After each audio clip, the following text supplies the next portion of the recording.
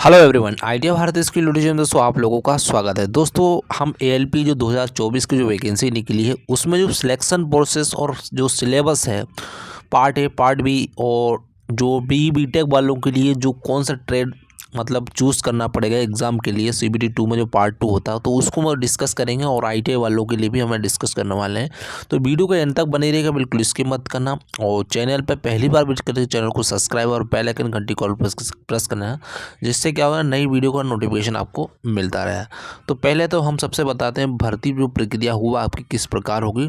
तो यहाँ पर जो आपकी होगी एक उम्मीदवार केवल एक आरआरबी मतलब कोई भी एक आरआरबी जो है आवेदन कर सकता है, मतलब किसी एक ही जोन पर आप आवेदन कर सकते हैं, ना कि अन्य जोन पर।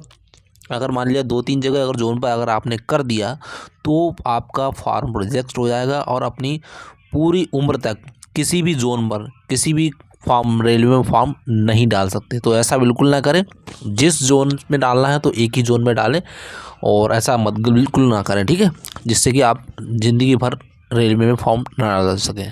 तो सबसे पहले दोस्तों आपकी बात करें भर्ती प्रक्रिया में निम्न चरण होंगे। तो सबसे पहला जो चरण होगा आपको प्रथम चरण होगा, इसमें सीबीटी फर्स्ट होगा। इसके बाद आपका जो सीबीटी फर्स्ट शॉर्ट लिस्ट होने के बाद आपका सीबीटी 2 होगा। इसमें आपका जो रहेगा सीबीटी 2 में पार्ट ए पार्ट बी रहता है, ठीक है। कंप्यूटर बेस्ड एग्जाम होगा और उसके बाद आपका क्या रहेगा यहाँ पर दस्तावेज यानी डीवी होगा, डॉक्यूमेंट वेरिफिकेशन हो जाएगा।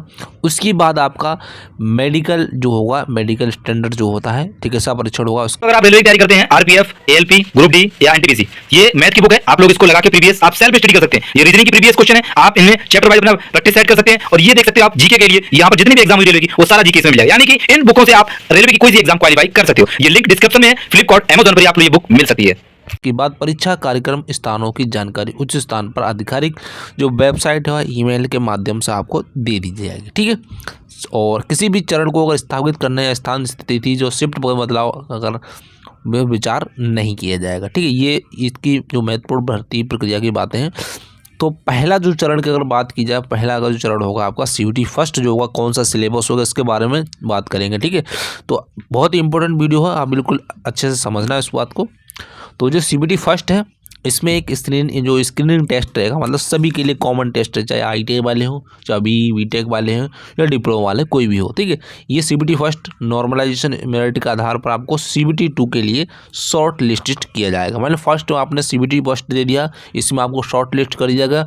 अब जितने भी आपको शॉर्ट लिस्ट किए जाएंगे, यहाँ देखिए अंतिम पैनल तैयार करते समय सीबीटी फर्स्ट के अंकों की गणना नहीं की जाएगी। मतलब अंतिम जो पैनल सीबीटी फर्स्ट जो तैयार किया जाए उसमें अंकों की गणना नहीं की जाएगी। यहाँ पर देख सकते हैं बिल्कुल अच्छे से बताया गया, देखिए आप यहाँ पर। फिर इसके बाद दिया गया ओबीसी एसटी एसटी वाले जो बंदे हैं संबंधित उम्मीदवार जिन्हें आयु के मापदंडों में छूट का लाभ उठाकर सीबीटी के लिए शॉर्ट लिस्ट किया जाता है। इस भर्ती प्रक्रिया के बाद के चरणों के लिए केवल उनके संबंधित आरक्षित जो समुदाय हैं उनके रूप में माना जाएगा। मतलब जो फर्स्ट में जो शॉर्ट लिस्टेड हो जाएंगे ना उनका आगे का प्रोसेस किया। फिर इसमें दोस्तों फर्स्ट जो सीबीटी फर्स्ट होगा इसका जो एग्ज़ाम पैटर्न क्या होने वाला है, वीडियो थोड़ा बड़ा हो जाएगा लेकिन आपको यहाँ पर बहुत ही काम की चीज़ मिलने वाली है, ठीक है।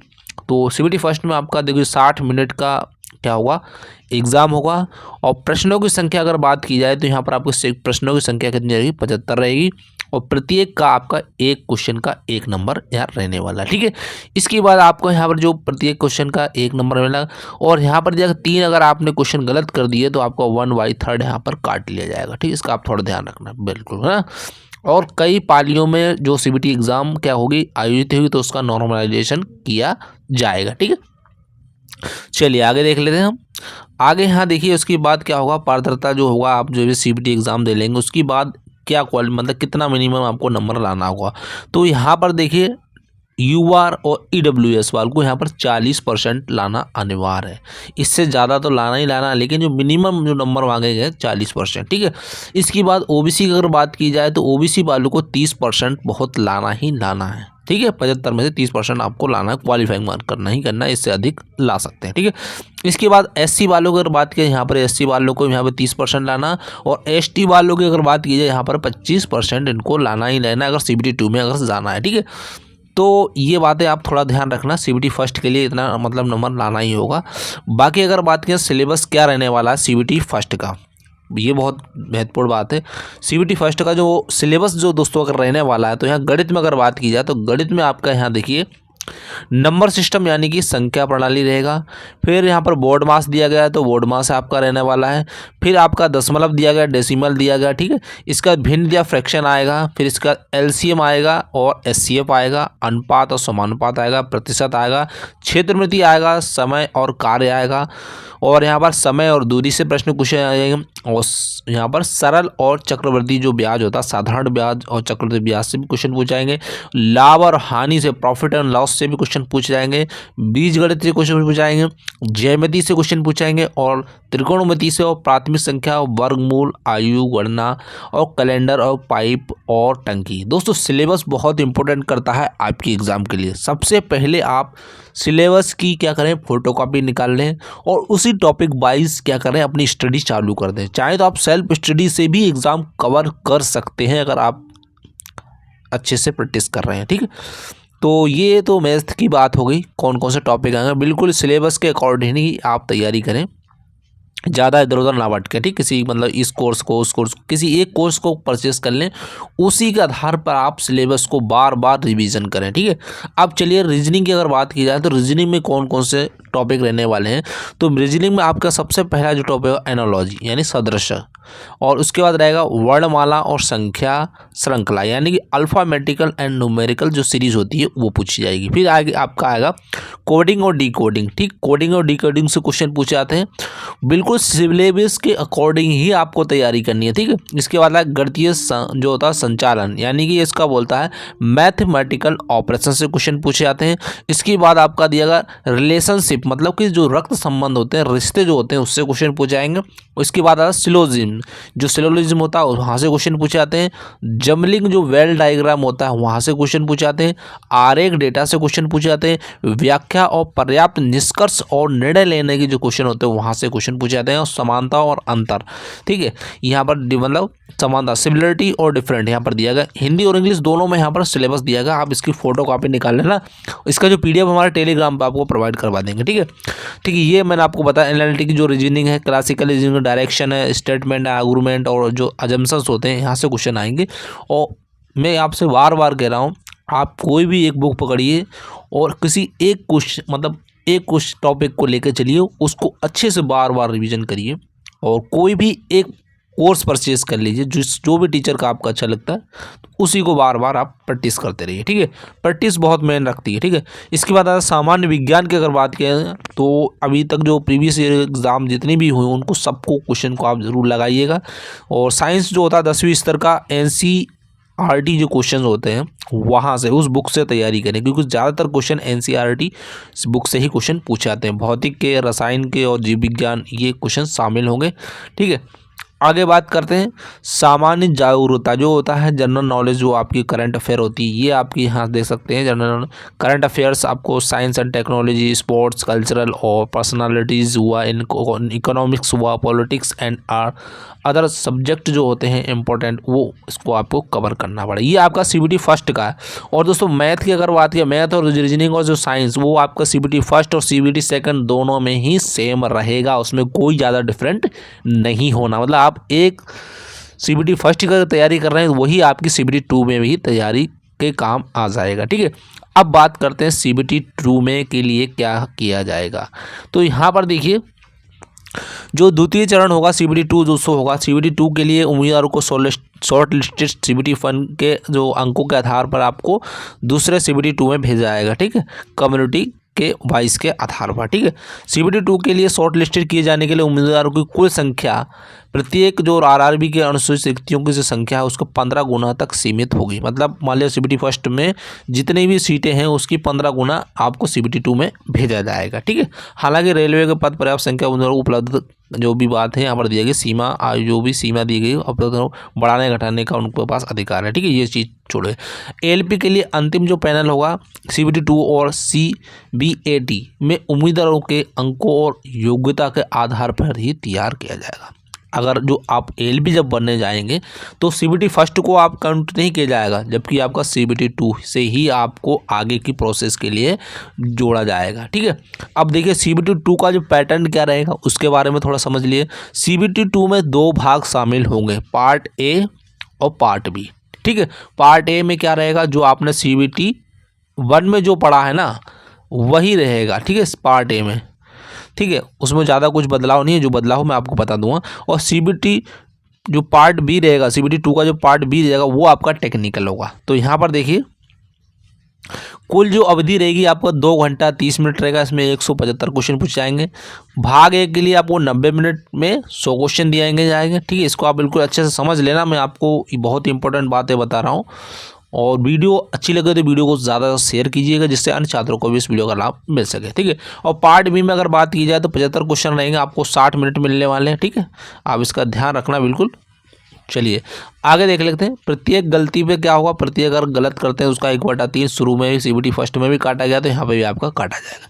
कई पालियों में अगर जो एग्ज़ाम होगा तो उसका नॉर्मलाइजेशन भी किया जाएगा। ठीक है, पार्ट ए में पात्रता के लिए न्यूनतम जो पार्ट ए जो होगा CBT 2 का जो पार्ट ए रहेगा उसमें आपको 40%, OBC वालों के लिए 30%, SC वालों के लिए 30% और ST वालों के लिए 25% यहाँ लिया जाएगा। इन भर्ती प्रक्रिया के आगे के चरणों के लिए उम्मीदवार शॉर्ट लिस्टिंग के लिए केवल भाग एक जो भाग ए रहेगा, पार्ट ए जो रहेगा ना दोस्तों, प्राप्त अंकों को ही गिना जाएगा, ना कि पार्ट बी को।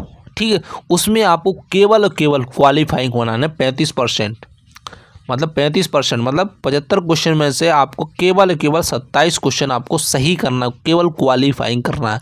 लेकिन आपकी जो मेरिट लिस्ट तैयार की जाएगी वो जो पार्ट बी का फर्स्ट जो ए पोर्शन है ना उससे तैयार किया जाए, इसका आप थोड़ा ध्यान रखना।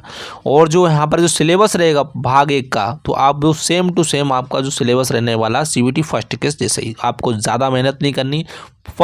CBT फर्स्ट में अगर आपने तैयारी कर ली, वो CBT 2 में आपको ज़्यादा प्रॉब्लम नहीं होगा। सिलेबस वही सेम रहने वाला, इसमें आपको थोड़ा सा यहाँ पर ऐड कर दिया जाएगा, बाकी सिलेबस वही रहेगा।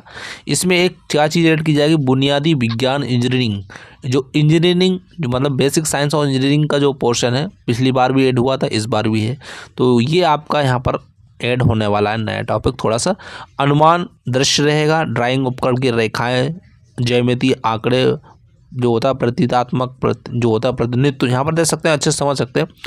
इकाइयाँ हैं, माप है, द्रव्यमान, वजन और घनत्व है, कार्य शक्ति, ऊर्जा, गति। ये अगर आपने साइंस में पढ़ा है, कुछ चीज़ें साइंस में भी पढ़ी होंगी आपने। ठीक है, और कुछ चीज़ें जो है आपने नहीं पढ़ी उनको जरूर पढ़ना है, जैसे इंजीनियरिंग ड्राइंग है, ये चीज़ें आपको पढ़ना पड़ेंगी। ठीक है, बाकी कुछ चीज़ें जो ऐसी हैं जो आपने साइंस में भी पढ़ी होंगी। ठीक है, लीवर है, सरल मशीनें हैं, व्यावसायिक सुरक्षा है, स्वास्थ्य है, पर्यावरण और शिक्षा, IT साक्षरता। ठीक है, ये चीज़ें आप देख लेना, इसका जो मैं PDF में आपको अच्छे से प्रोवाइड करवा दूँगा। और सबसे बड़ा जो डाउट आता है बच्चों का वो है हमारा पार्ट बी का। ठीक है, पार्ट बी प्रकृति में केवल एक योग्यता परीक्षा है, मतलब केवल पास होना है। ये DGT द्वारा निर्धारित विभिन्न ट्रेड के लिए प्रश्न होंगे, मतलब DGT से ही आपके जो क्वेश्चन आते हैं DGT के पैटर्न के आधार पर आते हैं। और ये समुदाय केवल क्या होगा, पार्ट बी में 35% यानी 27 क्वेश्चन आपको सही करने होंगे बस। ठीक है, अगर आपको इसका जो पाठ्यक्रम अगर देखना है तो इसकी जो ऑफिशियल वेबसाइट है यहाँ पर जाके आप देख सकते हैं। इस पे आप सिलेबस जो भी ट्रेड है, इलेक्ट्रीशियन है, फिटर है, वेल्डर तो इसमें अप्लाई नहीं कर सकते। 2 ईयर के जो भी ट्रेड हैं उनको आपको मैं बता दूंगा कौन कौन से। और जो दोस्तों अगर बात करें यहाँ पर देख सकते हैं, और जो अप्रेंटिस वाले हैं जिन्होंने अप्रेंटिस जिस ट्रेड से की वो उनका वो इसी ट्रेड से सिलेबस पूछा जाएगा। यहाँ सबसे बड़ी बात आती है, डिग्री डिप्लोमा उम्मीदवारों को अपने इंजीनियरिंग जो अनुशासन के अनुसार नीचे दिए गए सूचीबद्ध ट्रेडों में सूची जो ट्रेड दिया उसका चयन करना होगा।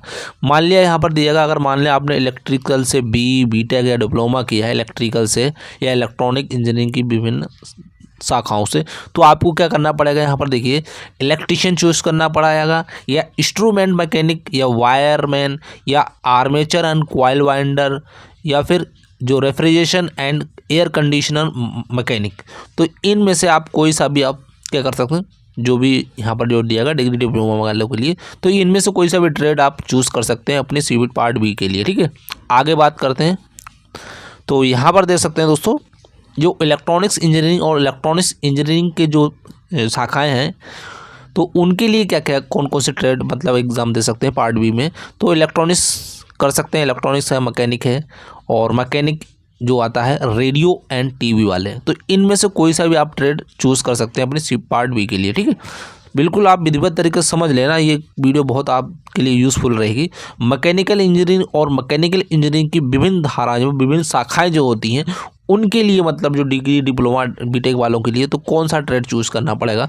तो फिटर है, मैकेनिक जो है मोटर व्हीकल चूज़ कर सकते हैं, ट्रैक्टर मैकेनिक या मैकेनिक डीजल या टर्नर वाले, और मशीनिस्ट जो refrigerator and air conditioning mechanic है, हीट इंजन है, मिल राइट है, मेंटेनेंस मैकेनिक, ठीक है। ये इनमें से कोई सा भी आप ट्रेड चूज़ कर सकते हैं पार्ट बी के लिए, जो भी यहाँ पर मैकेनिकल वाले हैं, ठीक है। चलिए आगे देखते हैं। आगे यहाँ पर दोस्तों दिया गया है ऑटोमोबाइल इंजीनियरिंग जो डिप्लोमा बीटेक किए हों तो उनके लिए क्या करना पड़ेगा, वो कौन सा ट्रेड चूज़ करेंगे आईटीआई का।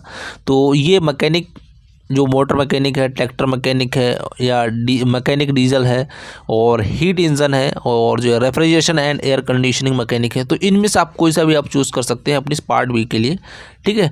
तो ये बातें मैंने आपको बता दी हैं, सिलेबस बिल्कुल सेम है, और जो डिप्लोमा वाले हैं वो आप अपना अच्छे से देख लेना। और इसका मैं बता दूंगा वेबसाइट कहाँ पर है, वो मैंने आपको वेबसाइट ऊपर बता दिया गया। ये मैंने आपको बातें बता दी। आपका सिलेबस यही रहेगा, और सिलेबस के अकॉर्डिंग ही आपको तैयारी करनी है। काफ़ी बच्चों को अभी तक सिलेबस के बारे में डिस्कस नहीं कराया होगा, उनको अभी तक मालूम नहीं हुआ, तो ये बहुत ही यूज़फुल रहेगी। तो वीडियो को ज़रूर शेयर करना, और चैनल पर अगर पहली बार दोस्तों अगर वेट करें तो चैनल को सब्सक्राइब कर लेना, और बेल आइकन घंटी कॉल प्रेस कर लेना, जिससे कि नई वीडियो का अपडेट आपको मिलता रहेगा। Thank you for watching this video. जय हिंद, जय भारत।